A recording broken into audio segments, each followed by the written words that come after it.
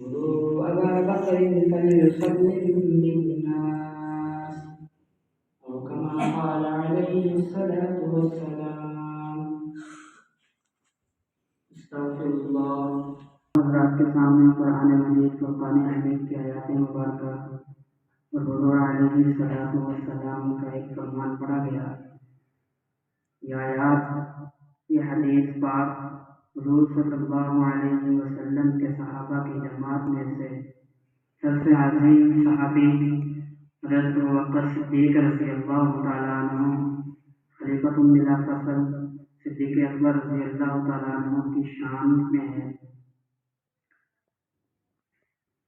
چونکہ جمادی الثانی کا مہینہ ہے اور اسی جمادی الثانی کی 22 تاریخ کو حضرت ابوبکر صدیق رضی اللہ تعالیٰ عنہ کا انتقال ہوا. پھول تو سارے ہی خوبصورت ہوتے ہیں، خوشبو والے ہوتے ہیں، لیکن گلاب کی بات کچھ اور ہے. دن تو سارے ہی اللہ تبارک و تعالیٰ نے بنائے ہوئے ہیں، لیکن جمعے کے دن کی بات کچھ اور ہے، اس کی فضیلت زیادہ ہے. مہینے تو سارے اللہ تبارک و تعالیٰ نے بنائے ہیں، لیکن رمضان المبارک کی بات کچھ اور ہے. پہاڑ تو سارے ہی اللہ نے بنائے ہیں، لیکن جبل احد کی بات کچھ اور ہے، جبل طور کی بات کچھ اور ہے. شہر تو سارے ہی اللہ نے بسائے ہوئے ہیں، لیکن مدینہ الرسول کی بات کچھ اور ہے. اسی طرح دھاتے تو سارے کام کی ہیں، لیکن سونے کی بات کچھ اور ہے. انبیاء سارے ہی اللہ تعالیٰ کے قاصد ہیں، لیکن انبیاء میں سے محمد صلی اللہ علیہ وسلم کی بات کچھ اور ہے. اور محمد صلی اللہ علیہ وسلم کے صحابہ رشد و ہدایت کے چراغ ہیں. ان صحابہ میں صدیق اکبر کی بات کچھ اور ہے. حضرت صدیق اکبر رضی اللہ تعالیٰ عنہ کو اللہ تبارک و تعالیٰ نے جو عزت قرآن مجید میں ارشاد فرمائی ہے، اللہ تبارک و تعالیٰ نے صدیق اکبر کو سلام پیش کیا. حضرت صدیق اکبر کا نام لے کر سلام پیش کیا. یہ ان کی عظمت ہے، ان کی شان بیان کرنا ہے. صدیق اکبر رضی اللہ تعالیٰ کو ہستی ہیں. حضور علیہ الصلاۃ والسلام نے ارشاد فرمایا، میں نے جس شخص پر بھی اسلام کی دعوت پیش کی، جس شخص کو بھی اسلام کی دعوت دی، ہر ایک نے کوئی نہ کوئی شک و شبہ ضرور کیا. حضرت عمر رضی اللہ تعالیٰ عنہ کو اسلام کی دعوت دی، وہ جان کے دشمن بن گئے.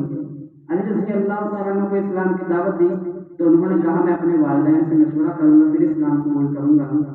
لیکن صدیق اکبر رضی اللہ تعالیٰ عنہ کی یہ شان ہے کہ جب انہیں اسلام کی دعوت دی گئی تو حضور صدیق اکبر رضی اللہ تعالیٰ عنہ نے بغیر تصدیق کیے، بغیر کسی شک و شبہ کے، بغیر کسی تردد کو ظاہر کیے اسلام قبول کر لیا. فوراً حضور علیہ الصلاۃ والسلام کے ہاتھ پر بیعت فرما دی. اور صدیق اکبر رضی اللہ تعالیٰ عنہ کا یہ واقعہ بہت مشہور ہے کہ انہوں نے اسلام لانے سے قبل جب حضور صلی اللہ علیہ وسلم کو نبوت عطا نہیں کی گئی تھی، جب حضور صلی اللہ علیہ وسلم کو نبوت سے سرفراز نہیں فرمایا گیا تھا، حضور صلی اللہ علیہ وسلم کے درمیان اور ابوبکر صدیق رضی اللہ تعالیٰ عنہ کے درمیان دوستی بہت گہری تھی، لیکن حضور کو ابھی نبوت سے سرفراز نہیں فرمایا گیا تھا. زمانہ جاہلیت تھا، لوگ بتوں کی پوجا کیا کرتے تھے، بتوں کو اپنا معبود سمجھتے تھے. کوئی گائے کی عبادت کیا کرتا تھا، کوئی سورج کی، چاند ستاروں کی عبادت کیا کرتے تھے. کسی نے آٹے کا بت بنا کر اپنے گھر میں رکھا ہوا تھا. خانہ کعبہ کے اندر 360 بت پڑے ہوئے تھے. لیکن یہ صدیق اکبر رضی اللہ تعالیٰ عنہ کی شان ہے کہ انہوں نے زمانہ جاہلیت میں جب اسلام کا نام و نشان نہیں تھا اس وقت بھی کسی بت کو سجدہ نہیں دیا، کسی بت کو اللہ کے ساتھ شریک نہیں ٹھہرایا، کسی مشرک کے ساتھ مل کر عبادت نہیں کی. واقعہ مشہور ہے کہ ابو قحافہ رضی اللہ تعالیٰ عنہ جب بعد میں مسلمان ہوئے، پہلے یہ بھی بت پرست تھے، بتوں کی عبادت کیا کرتے تھے. انہوں نے اپنے گھر میں ایک بت رکھا ہوا تھا تو صدیق اکبر رضی اللہ تعالیٰ عنہ کہنے لگے، بیٹا میرے ساتھ جایا کر، عبادت کیا کر. ہر باپ کی یہ خواہش ہوتی ہے کہ میرا بیٹا میرے سامنے عبادت کرے، لوگوں میں اس کا نام ہو، اس کی عبادت بڑی مشہور ہو لوگوں میں، ہر باپ کی یہ خواہش ہوتی ہے. تو صدیق اکبر کو ابو قحافہ رضی اللہ تعالیٰ کہ بیٹا میرے ساتھ جایا کر، عبادت کیا کر، ہمارے معبودوں کی عبادت کیا کر، لیکن ابو بکر صدیق رضی اللہ تعالیٰ عنہ ٹال مٹول کر دیتے، بات سنی انسنی کر دیتے۔ ایک دن جب ان کے باپ نے ان سے سختی سے کہا کہ ابو بکر آج تو میرے ساتھ عبادت خانے میں جائے گا، میرے بتوں کی عبادت کرے گا، تو ابو بکر صدیق رضی اللہ تعالیٰ عنہ راضی ہو گئے۔ کیوں راضی ہوئے؟ کہ باپ کا فرمان ہے، باپ کی بات ماننی چاہیے، باپ کے فرمان پر راضی ہو گئے اور چلے گئے۔ جب وہاں پر گئے تو جا کر کہا ابا جان میں آپ کے کہنے پر آ تو گیا ہوں، میں آپ کی بات مان کر آ تو گیا ہوں، لیکن میری ایک شرط ہے۔ وہ شرط کیا ہے؟ وہ شرط یہ ہے کہ آپ مجھے بت کدہ کے اندر، بت خانے کے اندر چھوڑ کر باہر سے دروازہ بند کر دیں گے، میں اکیلا راز و نیاز کی باتیں تمہارے محبوب سے کروں گا۔ اب ابو قحافہ اور خوش ہو گیا کہ پھر کیا بات ہے، اگر بیٹا اکیلا عبادت کرنا چاہتا ہے، میرے خدا سے راز و نیاز کی باتیں اکیلا کرنا چاہتا ہے تو کوئی پریشانی کی بات نہیں ہے، کرنے دو۔ ابو قحافہ نے ابو بکر صدیق رضی اللہ تعالیٰ عنہ کو بت قدہ کے اندر چھوڑا، باہر سے دروازہ لگا کر چلے گئے۔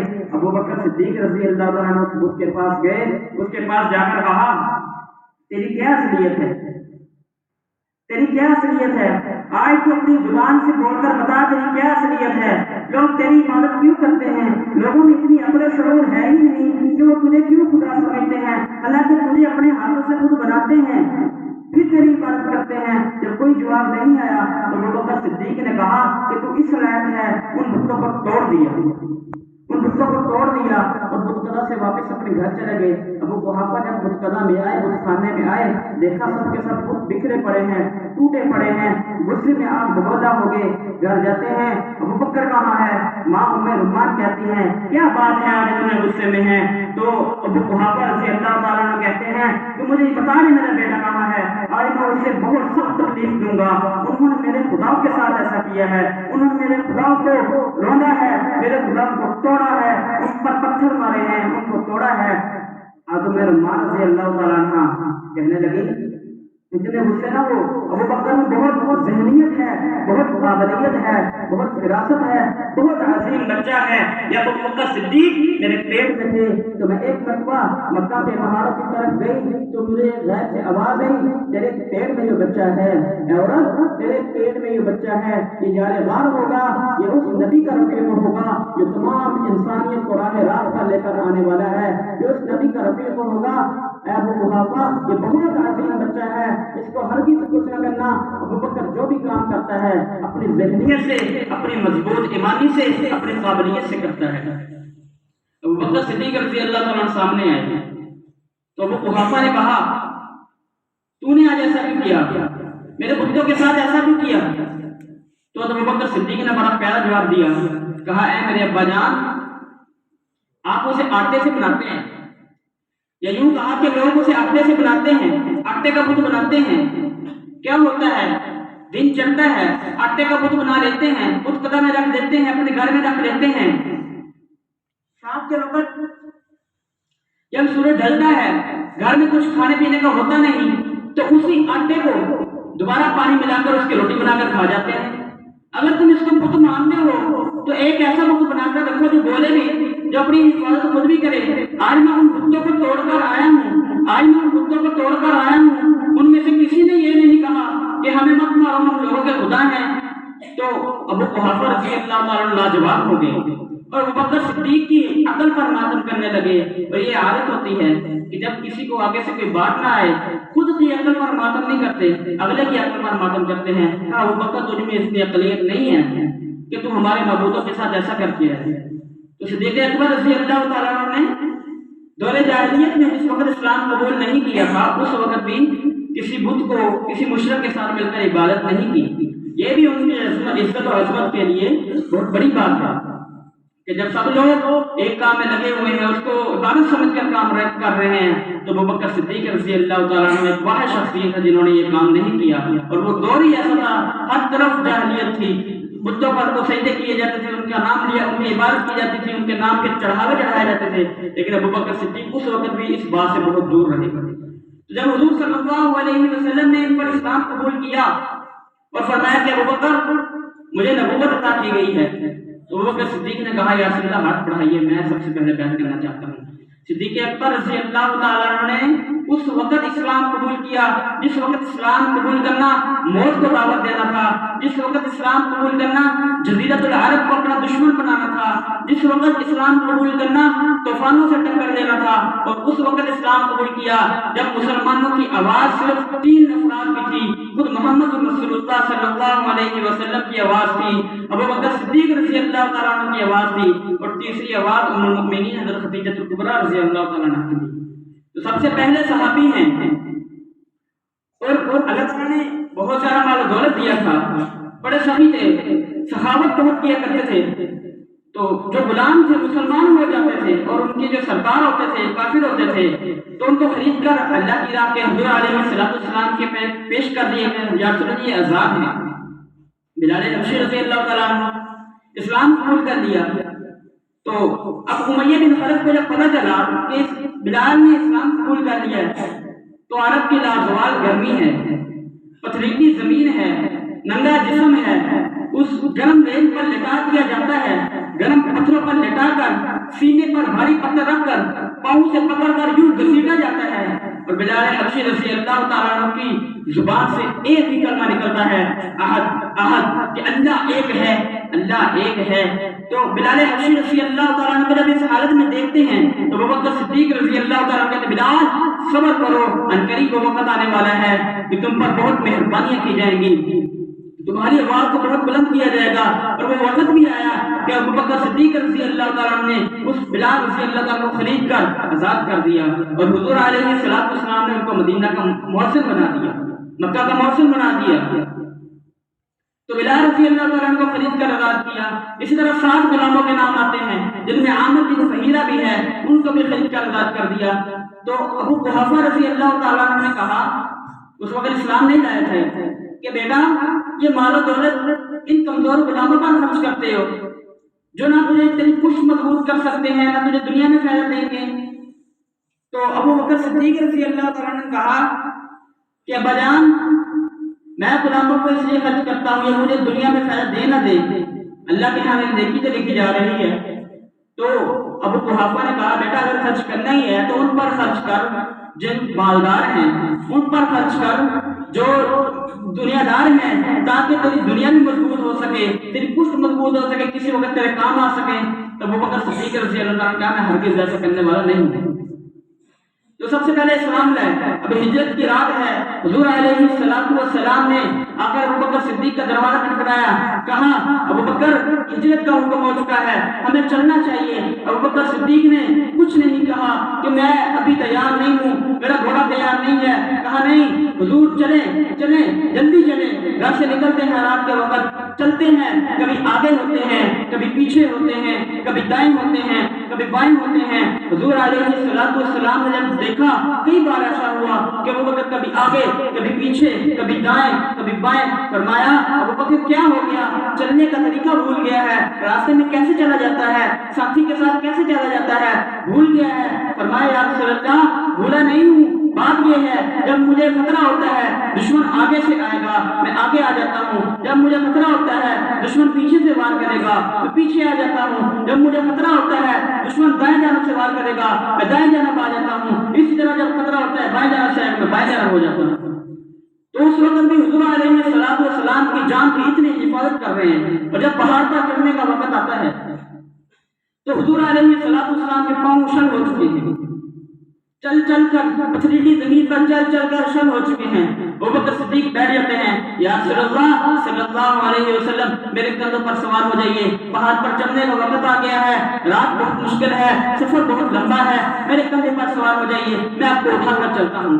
صدیق اکبر بیٹھ جاتے ہیں، حضور علیہ السلام ان کے کندھے پر بیٹھتے ہیں، صدیق اکبر جا کر غار کے سامنے بیٹھتے ہیں، حضور اتر جاتے ہیں، صدیق اکبر غار کے اندر جاتے ہیں، دیکھتے ہیں اس کی صفائی کرنے والی ہے، اس کی صفائی کرتے ہیں، اس میں کئی سوراخ ہیں، اب کس چیز سے بھریں، اپنا کرتا پھاڑتے ہیں، سوراخوں کو بند کرنا شروع کر دیتے ہیں، ہر سوراخ میں کرتا پھاڑ کر کپڑا رکھتے جا رہے ہیں اور سوراخ بند کرتے جا رہے ہیں، ایک سوراخ بچ جاتا ہے، ایک سوراخ بچ جاتا ہے، اس پر کے حضور کو اندر بلا لیتے ہیں، یوں بیٹھ جاتے ہیں اور اپنی ایڑی اس سوراخ پر رکھ لیتے ہیں، اور اسی سوراخ کے اندر ایک کالا ناگ ہوتا ہے، کالا سانپ ہوتا ہے، زہریلا سانپ ہے۔ حضور علیہ السلام نے گود میں ابوبکر صدیق کی گود میں سر رکھا ہوا ہے، آرام فرما رہے ہیں، اور ابوبکر صدیق اس سوراخ کے اوپر اپنی ایڑی رکھے ہوئے ہے کہ اس سوراخ میں کوئی چیز نہ ہو جو حضور کو تکلیف دے دے۔ تو سوراخ میں ایک سانپ تھا، ابوبکر صدیق رضی اللہ تعالیٰ عنہ کو بار بار ڈس رہا تھا، زہریلا سانپ تھا، لیکن ابوبکر صدیق نے چیخ و پکار نہیں کی، تو شور غل نہیں مچایا کہ حضور کی نیند خراب نہ ہو جائے، حضور کے آرام میں خلل نہ آ جائے، بلکہ خاموشی سے تکلیف برداشت کرتے رہے۔ جب تکلیف حد سے زیادہ ہونے لگی تو آنکھ سے نکلا، حضور کے رخسار مبارک پر نکلا، گرا، حضور کی آنکھ کھلی، فرمایا ابوبکر کیوں رو رہے ہو؟ کہا یا رسول اللہ ایک سوراخ باقی تھا، اس میں میں نے اپنی ایڑی رکھی ہوئی تھی، اس سوراخ میں سانپ تھا اور وہ سانپ بار بار ڈس رہا ہے، جس کی وجہ سے مجھے بہت تکلیف ہو رہی ہے۔ تو حضور علیہ السلام نے اپنا لعاب مبارک اس ایڑی پر لگایا، تو کہتے ہیں صدیق اکبر، حضور نے پوچھا صدیق کیسا ہے؟ فرمایا اللہ کی قسم آپ کو درد کا پتہ بھی نہیں ہے، مجھے تو وہ تکلیف ہی بھول گئی ہے۔ تو غار میں تھے لیکن سب گھر والوں کو حضور کی خدمت میں لگا دیا۔ بیٹی اسماء بنت ابی بکر، کہا بیٹی رات کو کھانا تیار کر کے غار میں پہنچا دی، تیری ذمہ داری ہے۔ غلام کو کہا کہ تو نے سارا دن بکریاں چرانی ہیں، شام کو غار میں آ کر دودھ دینا ہے، بکریوں کا دودھ دھو کر دینا ہے۔ اور بیٹے عبد الرحمن بن ابی بکر کو کہا کہ بیٹا سارا دن کفار کے قریش کے مجلسوں میں بیٹھنا ہے، ان کے مشورے ان کی باتیں ہم تک پہنچانی ہیں۔ سارا گھرانہ وقف کر دیا۔ پھر اسماء بنت ابی بکر نے سیرت نگاروں کے لکھا ہے کہ اسماء بنت ابی بکر کے پاس ابو جہل آتا ہے، پوچھتا ہے تیرا باپ کہاں ہے، ہم انہیں پکڑنے ان کی تلاش میں ہیں۔ تو اسماء بنت ابی بکر کہتی ہیں کہ مجھے پتہ نہیں ہے میرا باپ کہاں ہے۔ تو ابو جہل لعین ایک زوردار تھپڑ مارتا ہے، ان کی کان کی بالی ٹوٹ جاتی ہے، ناک سکون بہنے لگتا ہے۔ تکالیف تو برداشت کر لی لیکن اپنے باپ کا پتہ نہیں بتایا۔ کیوں نہیں بتایا؟ کیونکہ باپ کی حفاظت تو ایک علیحدہ چیز ہے، لیکن اس کے ساتھ تو حضور صلی اللہ علیہ وسلم ہے۔ ابو قحافہ نے کہا جب ہجرت کی کہ بیٹی اسماء بنت ابی بکر سے کہا کہ صدیق اکبر تو سارا مال لے گئے ہوں گے، کچھ گھر چھوڑا ہی نہیں ہوگا۔ تو گھر میں کچھ تھا نہیں کیونکہ ابو قحافہ اس وقت نابینا تھے۔ تو اسماء بنت ابی بکر نے چند کنکریاں جمع کی اور ان پر کپڑا ڈال دیا اور اپنے دادا ابو قحافہ کو اس پر ہاتھ لگا دیا کہ یہ پڑے ہیں، مال و دولت رکھ کر گئے ہیں، گھر والوں کے لیے بچا کر گئے ہیں۔ تو سخاوت اتنی تھی، زہد و تقویٰ اتنا تھا کہ مدینے کے کنارے پر ایک بڑھیا گھر ہے، خلیفۃ الرسول ہیں، حضور کے وصال کا وقت، حضور کا وصال ہو چکا ہے، سارے صحابہ شک و شبہات میں ہیں۔ حضرت عمر رضی اللہ تعالیٰ عنہ کہتے ہیں کہ حضور کا وصال نہیں ہوا بلکہ حضور تو اللہ سے ملاقات کے لیے گئے ہیں۔ جس طرح معراج کے وقت ملاقات کے لیے گئے تھے، اس وقت تو سب نے تردید کی تھی، سب نے رد کیا تھا۔ ایک کافر نے جا کر ابوبکر صدیق سے کہا تھا کہ آپ کا جو دوست ہے محمد صلی اللہ علیہ وسلم، وہ یہ کہہ رہا ہے کہ اللہ تعالیٰ نے مجھے راتوں رات مسجد حرام سے مسجد اقصیٰ کی سیر کرائی۔ ابوبکر کیا تیری عقل گوارا نہیں کرتی کہ مکہ مکرمہ سے لے کر مسجد حرام مسجد اقصیٰ کا سفر 3 سال کا ہے اور یہ کہتا ہے کہ میں ایک رات میں سارا پھر آیا؟ تو ابوبکر صدیق نے کہا حضور نے جو بھی کہا سچ کا ہے، حضور جھوٹ بول ہی نہیں سکتے، اس وقت بھی تصدیق کی۔ تو تمہوں نے کہا کہ حضور کا وصال ہو چکا، حضور کا وصال نہیں ہوا بلکہ حضور تو اللہ کی ملاقات کے لیے گئے ہیں، واپس آ جائیں گے۔ تو حضرت ابوبکر صدیق نے غصے میں دیکھا، پھر خود منبر پر آئے اور آ کر کہنا شروع کر دیا کہ لوگوں سن لو، جو شخص تم میں سے محمد صلی اللہ علیہ وسلم کی عبادت کیا کرتا تھا، محمد صلی اللہ علیہ وسلم اس دنیا سے جا چکے ہیں، اپنی عبادت ہوگی، لیکن جو شخص اللہ کی عبادت کیا کرتا تھا، اللہ موجود ہے، اللہ کو کبھی موت نہیں آئے گی۔ تو لوگ ابوبکر صدیق رضی اللہ تعالیٰ کی بات کی طرف آئے۔ حضور کا وصال ہو چکا ہے، حضور کے وصال کے وقت فرمایا تھا عائشہ رضی اللہ تعالیٰ عنہ سے کہ اپنے باپ سے کہو کہ میری جگہ پر نماز پڑھائیں، لوگوں کو نماز پڑھائیں۔ یہ خلافت کی پہلی نشانی تھی، گویا حضور بتانا چاہتے تھے کہ میرے بعد مسلمانوں کا خلیفہ، مسلمانوں کو سنبھالنے والا کون ہے؟ ابوبکر۔ خلیفۃ بلا فصل کون ہے؟ ابوبکر ہے۔ تو حضور صلی اللہ علیہ وسلم اپنی حیات میں بتانا چاہتے تھے۔ تو عائشہ رضی اللہ تعالیٰ نے کہا کہ یا رسول اللہ ابوبکر تو بہت نرم دل ہے، وہ آپ کے ہوتے ہوئے آپ کے مسلح پر نماز نہیں پڑھائیں گے۔ حضور نے پھر فرمایا عائشہ ابو بکر سے کہو نماز پڑھائے۔ تیسری مرتبہ حضور نے تھوڑا غصے میں فرمایا عائشہ میں کہہ رہا ہوں ابو بکر سے کہو نماز پڑھائے، کل کو یہ نہ ہو کہ میرے اس دنیا سے جانے کے بعد مسلمانوں میں کئی حقدار نکل آئے، کوئی کہے میں اس خلافت کا حقدار ہوں، میں اس خلافت کا حقدار ہوں، میں محمد اپنی حیات میں ابو بکر کو اپنے مسلح پر دیکھنا چاہتا ہوں۔ تو یہ خلافت کی پہلی نشانی تھی۔ اب خلیفہ بنے، خلیفہ بننے کے بعد حال کیا ہے؟ حضرت عمر رضی اللہ تعالیٰ عنہ کہتے ہیں کہ میری ہمیشہ یہ مقابلہ رہتا تھا کہ میں کسی طریقے سے ابو بکر سے آگے نکل جاؤں۔ ایک وہ وقت بھی تھا کہ جب حضور نے چندہ مانگا تھا، ابو بکر کے پاس کچھ نہیں تھا، چونکہ عمر کہا کرتے تھے ابو بکر صدیق رضی اللہ تعالیٰ عنہ سے کہ ابو بکر میری ساری زندگی کی نیکیاں لے لو، لیکن جو رات آپ نے غار میں گزاری ہے، ہجرت کی رات ہے، وہ ایک رات کی نیکیاں مجھے دے دو۔ حضرت عائشہ رضی اللہ تعالیٰ عنہ نے سوال کیا تھا یا رسول اللہ یہ جتنے آسمان پر ستارے ہیں کہ اتنی کسی کی نیکیاں ہیں؟ ان کا خیال یہ تھا کہ حضور نام لے کے ابو بکر صدیق کا میرے باپ کا، تو حضور صلی اللہ علیہ وسلم نے ارشاد فرمایا کہ ہیں نیکیاں اتنی، حضرت عمر رضی اللہ تعالیٰ عنہ کی اتنی نیکیاں ہیں۔ پھر فرمایا عائشہ کیا تو یہ چاہتی تھی کہ میں تیرے باپ کا نام لیتا؟ فرمایا عمر کی جتنے آسمان کے ستارے اتنی نیکیاں ہیں، لیکن ابو بکر صدیق کی وہ ایک رات کی اتنی نیکیاں ہیں جتنے آسمان کے ستارے ہیں۔ تو عمر کہا کرتے تھے کہ میں مقابلہ کیا کرتا تھا ابو بکر صدیق سے سبقت کرنے میں۔ تو حضور نے ایک مرتبہ چندہ مانگا، ابو بکر صدیق عمر رضی اللہ تعالیٰ عنہ نے گھر کا آدھا مال کیا، آدھا گھر والوں کے لیے رکھا، آدھا حضور کی خدمت میں لا کر پیش کر دیا، اور سوچنے لگے کہ آج میں ابو بکر سے سبقت عمر لے جاؤں گا۔ تو ابو بکر صدیق جب آئے، حضور نے پوچھا ابو بکر تم کیا لائے؟ کہا یا رسول اللہ جو کچھ گھر میں تھا سب لے آیا۔ حتیٰ کہ عائشہ فرماتی ہیں کہ میرے باپ نے گھر میں یوں انگلی پھیری دیواروں میں کہ کوئی سوئی تو باقی نہیں ہے، وہ بھی حضور کی خدمت میں چلی جائے۔ حضور گھر میں کچھ نہیں چھوڑا، سب لے آیا۔ تو حضرت عمر فرماتے ہیں میں اس وقت میں نمبر نہیں لے سکا، لیکن جب خلیفۃ الرسول تھے، اللہ کے خلیفہ محمد رسول اللہ کے خلیفہ بنے، تو اس وقت مدینہ کے کنارے پر ایک بڑھیا رہا کرتی تھی جس کا نہ کوئی بیٹا تھا نہ کوئی والی وارث تھا، وہ اکیلی بڑھیا رہا کرتی تھی، وہ نبینہ بڑھیا تھی۔ تو خلیفہ ہیں اس ابو بکر صدیق رضی اللہ تعالیٰ عنہ رات کے اندھیرے میں جاتے ہیں، اس بڑھیا کے گھر کی صفائی کرتے ہیں، پانی بھرتے ہیں، اس کو کھانا کھلا کر آتے ہیں۔ تو عمر رضی اللہ تعالیٰ عنہ کو جب پتہ چلا تو اس بڑھیا کے پاس گئے تو دیکھا گھر کی صفائی ہوئی پڑی ہے، کھانا پکا ہوا پڑا ہے، پانی بھرا ہوا ہے۔ تو بڑھیا سے کہنے لگے کہ یہ کام کون کرتا ہے؟ مجھے تو معلوم ہے تیرا کوئی والی وارث نہیں ہے۔ تو اس نے کہا ایک شخص آتا ہے اور یہ آ کر یہ سارے کام کر کے چلا جاتا ہے۔ تو عمر رضی اللہ تعالیٰ عنہ کہنے لگے کہ میں اگلے دن تھوڑا پہلے گیا تو یہاں پر دیکھا کہ پھر وہی کام ہے، جھاڑو دیا ہوا ہے، پانی بھرا ہوا ہے، بوڑھی نے کھانا پکایا ہوا پڑا ہے۔ تو کہنے لگے کہ جب 4-5 دن گزر گئے تو میں نے ایک دن کہا میں نے رات کو سونا ہی نہیں ہے، میں نے رات کو سونا ہی نہیں ہے۔ تو رات کے شروع میں جا کر وہاں پر بیٹھ کے دیکھتے ہیں جب 2 رات گزر جاتی ہے، 2 رات گزر جاتی ہے، ابو بکر صدیق رضی اللہ تعالیٰ عنہ اندھیرے میں آتے ہیں، خلیفۃ المسلمین ہے، دیکھو خلیفۃ المسلمین ہے، مسلمانوں کے خلیفہ ہے، اس بڑھیا کے گھر کی صفائی کرتے ہیں، اس کا کھانا بناتے ہیں، اس کا پانی بھرتے ہیں۔ اس وقت عمر رضی اللہ تعالیٰ عنہ ابو بکر صدیق سے ملتے ہیں، کہتے ہیں ابو بکر میں نے پوری زندگی بہت کوشش کی کہ تجھ سے آگے نمبر لے جاؤں، لیکن اللہ کی قسم میں تجھ سے نمبر نہیں لے سکتا۔ تو نیکیوں میں سبقت کرنے والا ہے، تو ہر کام میں سبقت کرنے والا ہے۔ تو یہ صدیق اکبر ہیں، ان کی موت کیسے ہوئی، وصال کیسے ہوا؟ یہودیوں نے زہر دیا، پیر کے دن حضور کی وفات ہوئی، سوار کے دن ہی ابو بکر صدیق کی وفات ہوئی۔ 63 سال عمر حضور صلی اللہ علیہ وسلم کی، 63 سال عمر حضرت ابو بکر صدیق رضی اللہ تعالیٰ عنہ۔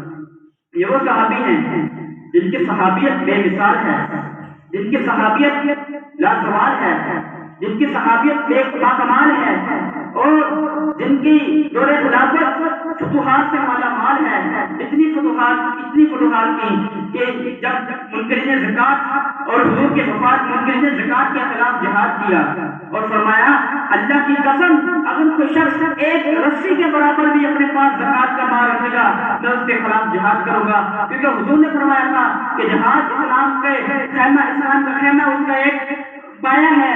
تو حضور ابو بکر صدیق نے کہا کہ لوگ یہ چاہتے ہیں کہ ہم ایک پایا اسلام کا گرا دیں، میں ہرگز نہیں ہونے دوں گا۔ کیوں؟ کیونکہ وحی کا سلسلہ تو منقطع ہو چکا ہے، اب دین مکمل ہو چکا ہے، اب اسلام کا ایک پایا کم نہیں ہونے دوں گا۔ اللہ کی قسم میں منکرین زکات کے خلاف جہاد کروں گا۔ اور آخری وقت ہے، مرسل موت میں ہے، فرمایا کہ میرے گھر میں مال و دولت کیا ہے، سارا مال بیچ کر فروخت کر کے جو پیسے رقم آئی وہ بیت المال میں جمع کروا دی گئی۔ اور کہاں حضرت عائشہ نے فرمایا، عائشہ حضور کے پاس کفن کے لیے کتنا کپڑا تھا؟ کہا 3 کپڑے تھے۔ فرمایا کہ یہ 2 کپڑے میرے پاس ہیں، یہ 2 کپڑے میرے اپنے ہیں، ایک کپڑا بیت المال سے لے لینا اور لوگوں کو بعد میں بتا بھی دینا کہ ابو بکر کے پاس گھر میں کچھ نہیں تھا، اس لیے مجبوری کے تحت سنت پوری کرنے کے لیے ایک کپڑا بیت المال سے لیا ہے۔ لوگوں اگر تم اس کی اجازت نہیں دیتے تو ابو بکر سے 2 کپڑوں میں کفن دے دے گا۔ اس نے آخری دم تک بتایا کہ حضور کی سنت پر چلنا ہے، حضور کے ساتھ وفات کیسے کرنی ہے، حضور صلی اللہ علیہ وسلم کا ساتھی قرار دیے گئے، اسلام پر لگا دیا، لیکن اسلام سے 1 روپیہ تک نہیں لیا، اسلام کا 1 روپے کا قرض دار نہیں ہے۔ یہی وجہ تھی کہ حضور صلی اللہ علیہ وسلم نے فرمایا تھا کہ میں نے سب کا قرض چکا دیا، لیکن سب کا میں نے احسان کا بدلہ دے دیا، لیکن ایک ابو بکر ہے کہ اس کا احسان کا بدلہ میں دنیا میں نہیں دے سکتا۔